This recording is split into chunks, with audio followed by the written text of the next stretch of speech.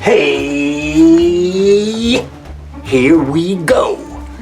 I am super cool dude, Grandpa Professor Tonio, otherwise known as the old book guy, and I'm proud of it. You better believe it, I love books. I love so many different kinds of books. I was just rereading Toni Morrison today, The Bluest Eye, but I go especially to kids' books. I go especially to kids' books, and I want everyone to know the beauty of those books, the joy of those books, the hope of those books, and sometimes those books look at sadness as well. But there are so many out there, and I want to tell you right here and now, grandparents, I'm Grandpa Tonio.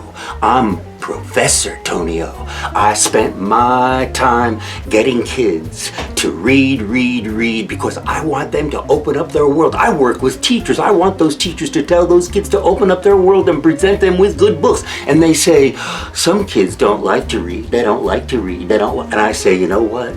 That's because they never got the right book in their hands at the right time. That's right. And I saw students, oh, so many students who came to my classes and said, I don't like to read. And I said, oh yes, you will be reading, I promise. And they were, because I found a book for them. Sports, love, life, war, peace, outer space, black holes, etc., etc., etc. Oh, I could go on all day. What am I doing that for? I went out there and I looked for really good award-winning biographies, because biography, look at the face you just made. Biography, let me tell you, you want to read about heroes and heroines, you want to be given insight into some perseverance and struggle and survival and joy and peace that comes from, let's say, civil rights. That's what I'm talking about. Look at this one. Coretta Scott.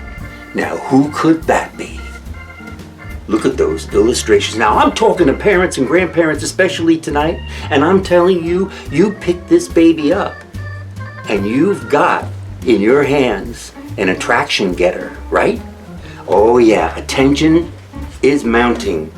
And then when you get to this page, what I love about this book is she lays back, because it's Ntozake Shange, playwright, poet.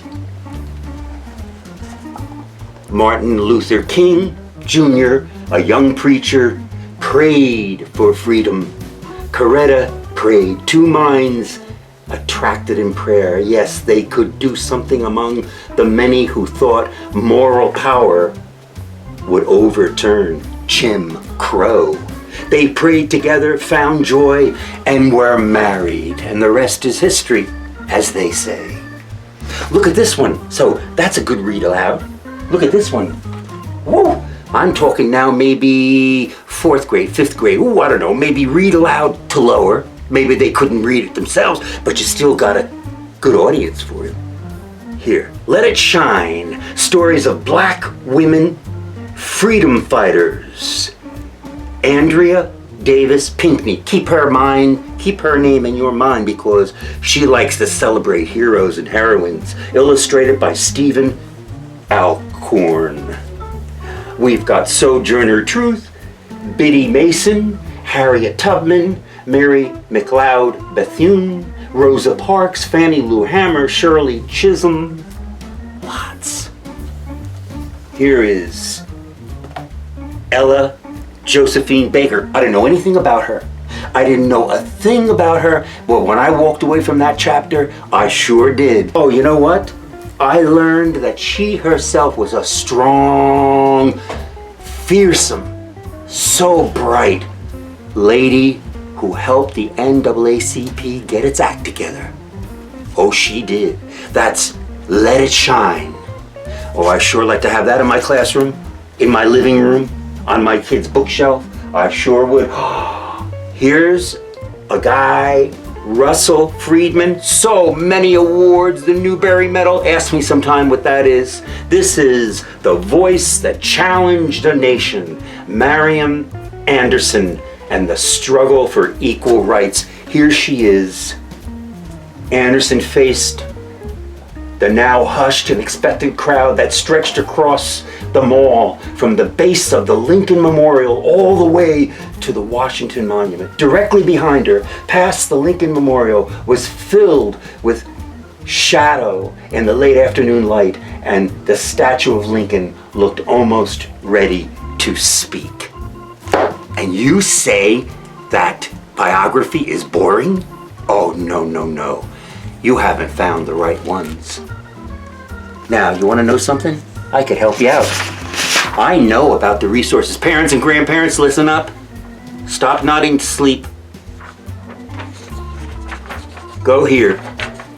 We need diverse books. Go to www.diversebooks.org. It's free.